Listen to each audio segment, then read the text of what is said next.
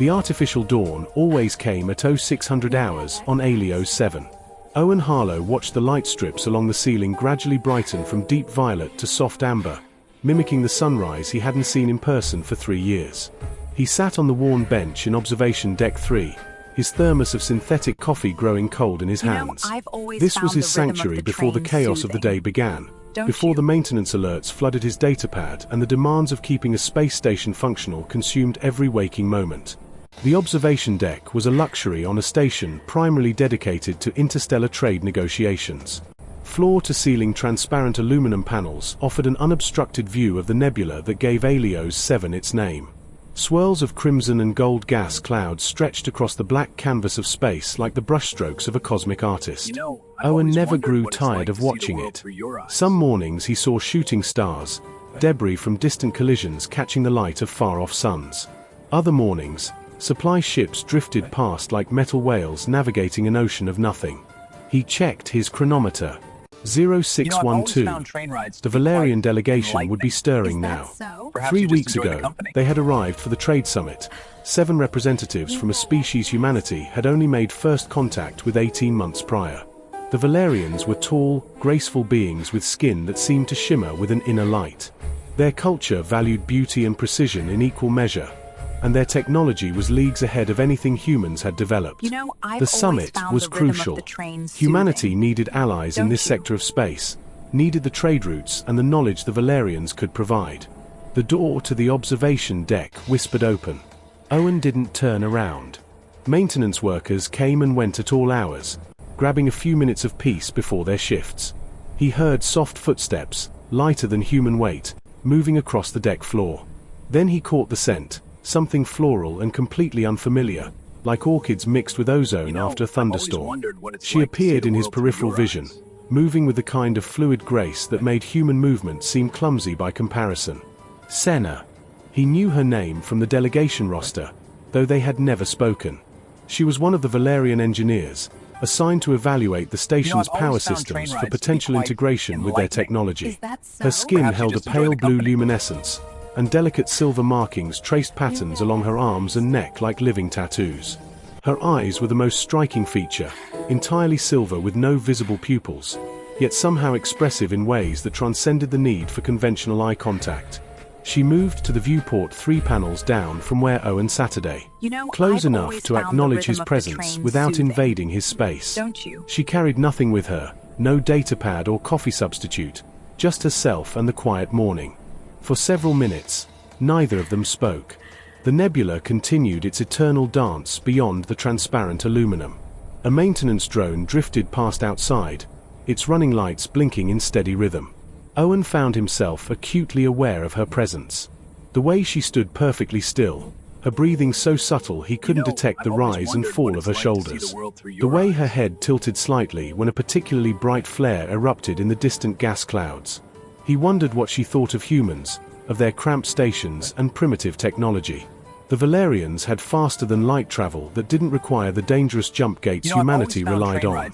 They had medical technology that could extend lifespans by centuries. What could she possibly find interesting about this observation deck and its solitary human occupant? The second morning, she came again at 0612.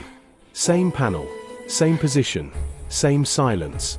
Owen noticed she wore different clothing, a flowing garment that seemed to shift colors from deep purple to midnight blue depending on how the light struck it. On the third morning, she arrived at 0610. On the fourth, 0605. By the end of the first week, she was arriving at the same time he did, and somehow they had developed an unspoken agreement about their positions. He kept to his bench on the left side. She kept to her spot 3 panels down. They never spoke, but Owen began to feel a strange comfort in her presence. His mornings had structure now beyond just the routine of station life. There was anticipation, a small spark of something he couldn't quite name. He found himself paying more attention to his appearance, making sure his maintenance uniform was clean and pressed. He started bringing an extra thermos, though he never offered it to her. That would break the spell of their silent ritual. On the 10th morning, something changed. A transport vessel passed between the station and the nebula, temporarily blocking the view. In that moment of darkness, Owen glanced over at Senna. She was already looking at him. Their eyes met for the first time with intention rather than accident. Her silver eyes seemed to catch the residual light from the corridor behind them, glowing softly. Owen felt his breath catch. There was intelligence in that gaze, but something more. Curiosity. Maybe even warmth. When the transport cleared and the nebula came back into view, they both looked away. But something had shifted. The silence was no longer just the absence of words. It was a shared space, intimate in its own way. Owen's heart beat faster, and he felt foolish for it. She was an alien, a member of a species so advanced they could probably read his biometric data from across the room if they wanted. But logic had little to do with the feeling spreading through his chest. The door opened again, and a group of human technicians entered, their voices loud and jarring after the quiet. Senna glided toward the exit, moving past Owen's bench. As she passed, she slowed for just a fraction of a second. Her hand moved slightly, fingers extending toward him but not quite touching. Then she was gone, leaving behind only that floral ozone scent and the memory of silver eyes. Owen sat alone on his bench, the observation deck filling with morning shift workers. He stared at the nebula but saw only her face reflected in the transparent aluminum. 3 weeks, he thought. The delegation was scheduled for 3 more weeks. He would have to make those mornings count. The alarm screamed through the corridors of Helios 7 at 1347 hours, 3 days after the moment in the observation deck. Owen was elbow deep in a plasma conduit junction when the first warning klaxon blared. Red emergency lights flooded the maintenance tunnel, painting everything in shades of blood and shadow. His datapad erupted with priority alerts, each one more urgent than the last. Core temperature spike in reactor 3. Coolant pressure dropping. Magnetic containment fluctuating. Owen's stomach dropped. Reactor 3 was the primary power source for the entire habitation ring. If it went critical, 12,000 people would have approximately 4 minutes to evacuate before the containment failure turned half the station into expanding debris. He slammed the access panel shut and ran toward the central lift shaft, his boots hammering against the metal floor plates. The lift descended into the engineering levels, and Owen's mind raced through possibilities. Reactor 3 had been scheduled for routine maintenance next month. The Velarian engineers had been studying its systems for possible upgrades. Nothing should have caused a sudden cascade failure, unless someone had made a mistake. Unless the integration of alien technology and human systems had created an unforeseen compatibility issue. The lift doors opened to chaos. Engineers from 3 different species ran between control stations, shouting readings and adjustments. Chief Engineer Torres stood at the central console, her face pale and slick with sweat. She saw Owen and pointed toward the reactor access corridor. "We need someone in the maintenance shaft now. The automated systems are offline and the manual override is stuck. You are the only one small enough to fit through the secondary access point." Owen nodded and grabbed an emergency toolkit from the wall rack. The reactor access corridor was a narrow tunnel lined with coolant pipes and fiber optic cables. Heat rolled down the passage in waves, making the air shimmer. 50 meters down, he found the secondary access point, a circular hatch barely wide enough for human shoulders. He spun the manual lock and pulled it open. Someone was already inside. Senna knelt in the cramped maintenance shaft, her luminescent skin casting a soft blue glow on the surrounding machinery. She wore a protective suit that covered most of her body, but her hands were bare as they moved across a complex panel of Velarian technology that had been integrated into the human reactor system. Her silver eyes flicked to Owen, recognition and something like relief passing across her features. The coupling interface is rejecting the power flow modulation. She spoke for the first time, her voice carrying a melodic quality that made even technical jargon sound like music. "I tried to disengage it remotely, but the feedback loop has locked me out. We need to physically disconnect 3 relay points simultaneously." Owen squeezed into the shaft beside her. The space was designed for one person, maybe, and now 2 bodies pressed together in the heat and darkness. He could feel the warmth of her skin through his uniform, could smell that floral ozone scent mixed now with something sharper, the alien equivalent of sweat or stress hormones. "Show me what needs to be done." Senna's hands moved across the panel, pointing out 3 relay connectors positioned in a triangle formation. We have to disconnect them within a 2-second window. If the timing is off, the power surge will overload the containment field. She looked at him, and in the dim light of the emergency systems, her eyes seemed to glow brighter. Can you do this with me? Owen studied the layout. 2 of the connectors were within easy reach. The third was positioned behind a coolant pipe, accessible only by reaching through a gap barely wide enough for a human arm. I will take the far one and the middle one. You take the one on the left. They positioned themselves, bodies pressed together in the confined space. Owen could feel Senna's heartbeat, slower than a human's but strong and steady. He reached for the far connector, threading his arm through the gap until his fingers found the release mechanism. The metal was hot enough to sting through his gloves. On my mark, Senna said. 3, 2, 1, now. Owen twisted the far connector and immediately grabbed for the middle one. His fingers found the release and pulled. Beside him, Senna moved with fluid precision, her connector coming free at the exact same moment. For a heartbeat, nothing happened. Then the panel lights shifted from angry red to cautious amber. The thrumming vibration that had been building in the walls began to subside. Torres's voice crackled through Owen's comm unit. Containment stable. Temperature dropping. Whatever you two did, it worked. Owen sagged against the wall of the maintenance shaft, adrenaline draining away and leaving exhaustion in its wake. Senna remained motionless beside him, her breathing finally showing some variation. Faster now, betraying the stress she had been under. They stayed like that for several long moments, pressed together in the darkness, neither quite ready to move. Thank you, Senna said quietly. If you had not come, I do not know if I could have managed alone. You would have found a way. Owen turned his head to look at her, their faces inches apart in the confined space. You knew exactly what was wrong. I just followed your lead. Her silver eyes studied him with an intensity that made his skin prickle. On my world, we have a saying. When 2 people face death together and survive, their spirits become woven. It means that you carry a piece of each other forward, always. Owen felt something shift in his chest, a tightness that had nothing to do with the cramped quarters. What does that mean for us? Senna's hand moved, and suddenly her fingers were touching his, not quite holding but making contact. For several cultures, it would mean nothing. For Velarians, it means I will not forget this moment. It means that when I look at the stars, I will think of the human who stood beside me when everything could have ended. They climbed out of the maintenance shaft together, emerging into the chaos of the engineering deck where people were celebrating the avoided catastrophe. But Owen barely noticed any of it. His mind was fixed on the feeling of Senna's fingers against his, on the weight of her words and the way her eyes had held his in the darkness. That evening, Owen returned to the observation deck at 2100 hours, long after his shift had ended. He expected to find it empty, but Senna was already there, standing at her usual panel. She turned when he entered, and something passed between them that needed no words.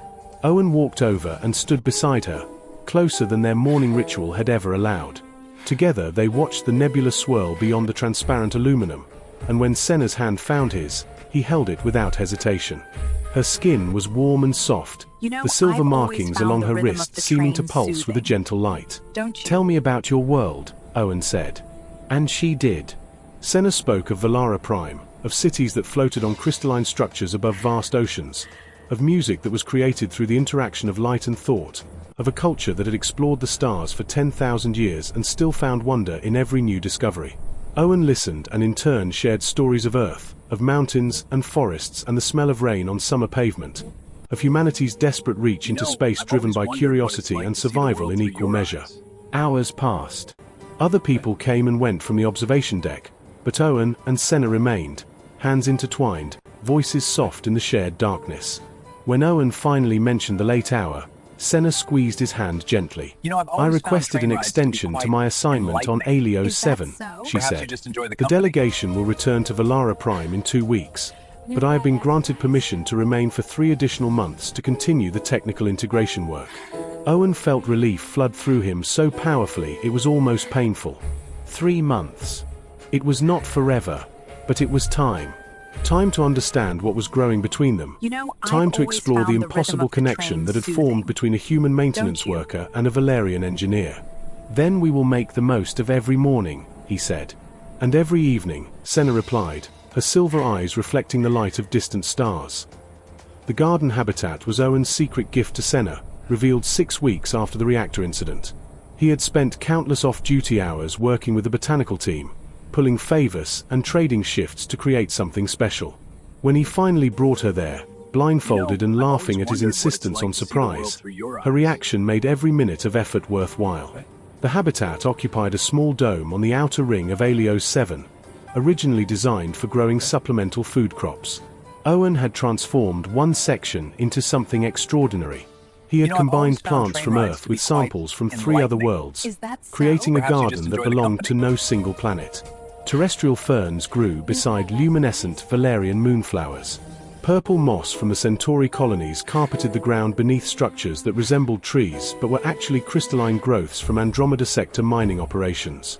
In the center, Owen had placed a bench, simple human construction, but positioned perfectly to face a viewport showing the nebula in all its glory.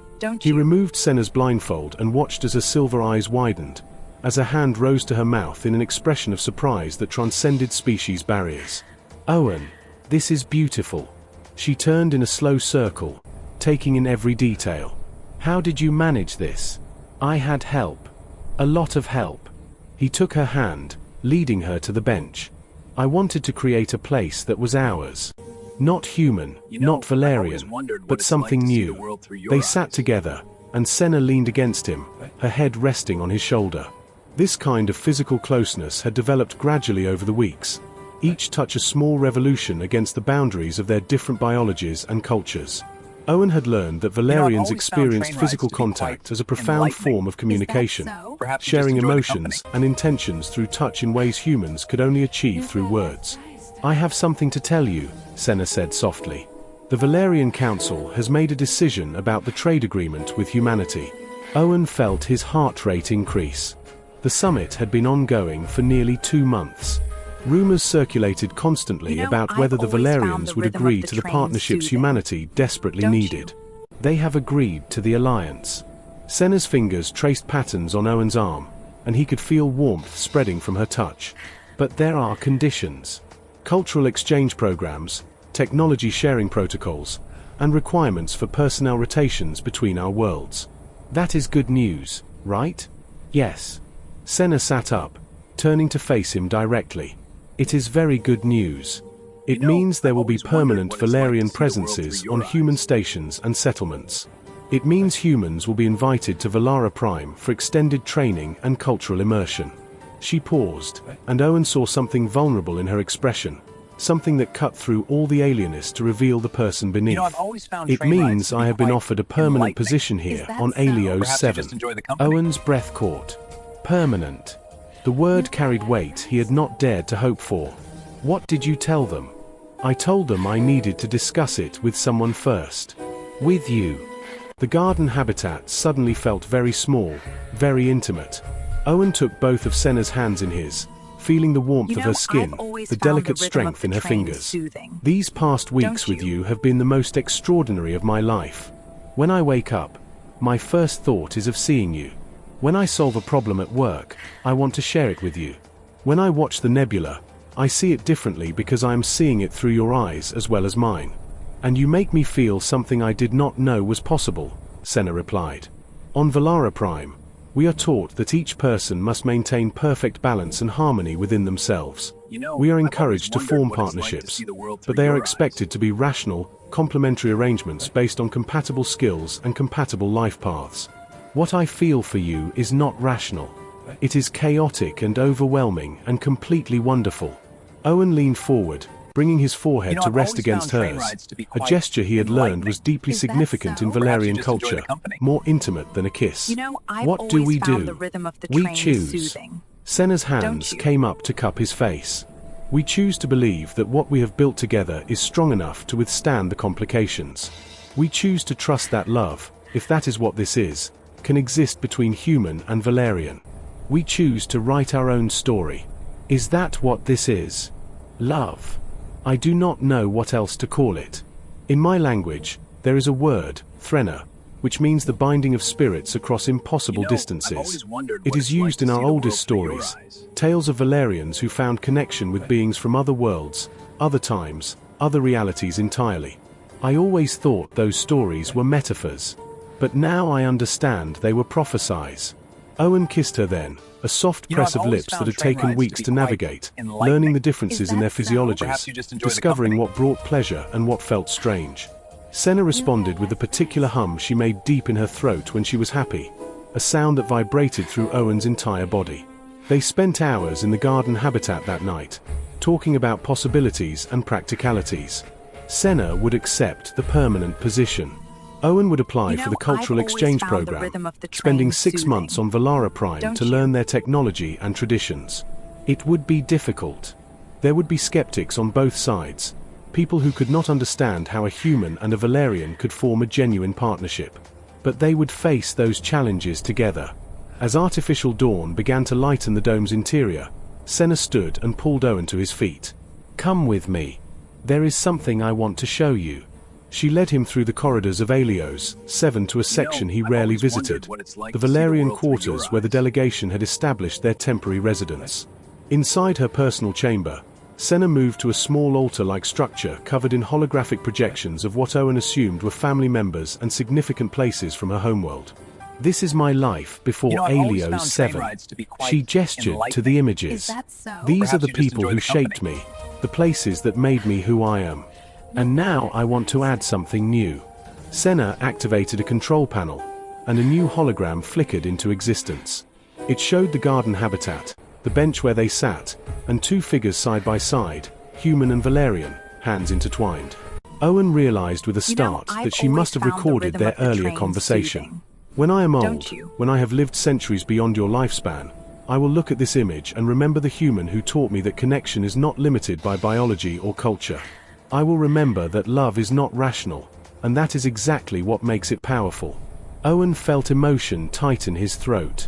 The reminder of their different lifespans was something they had not fully discussed yet. Velarians lived for hundreds of years. Humans, even with advanced medicine, might reach a century and a half at best. He would age and die while Senna remained youthful. It should have been devastating, but somehow in that moment it felt like a gift, proof that what they shared was worth pursuing despite its inevitable ending. "Then we make every moment count," Owen said. "Every morning in the observation deck, every evening in the garden, every crisis we face together. We make it all matter." "Yes," Senna agreed. "We make it all matter." They returned to the observation deck together as they had every morning for the past 2 months. But this time, when they sat on Owen's bench, they sat as partners, as two beings who had chosen each other across the vast divide of species and culture and time. The nebula swirled beyond the viewport, beautiful and eternal, a reminder that the universe was full of impossible wonders. Owen leaned into Senna's warmth, feeling her slow heartbeat against his shoulder. In the silence of the morning, they needed no words. They had made their choice. They would face the future together, human and Velarian, writing a story that belonged to neither of their worlds but to something new, something born in the space between stars.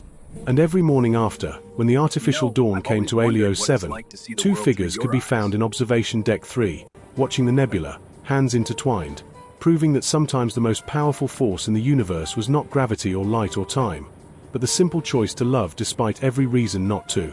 The trade summit concluded with historic agreements signed by both human and Velarian representatives. Cultural exchange programs were established. Technology sharing protocols were initiated.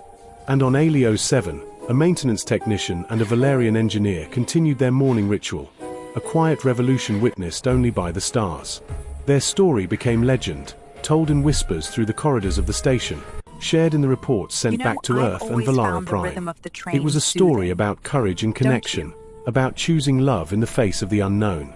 It was a story that proved humanity's greatest strength was not technology or warfare, but the capacity to see beyond difference, to find common ground in the most unexpected places. And it all began with a morning ritual in observation deck 3, with a human and a Velarian choosing to sit together, to share silence, and eventually to share everything else that made life worth living among the stars. The end.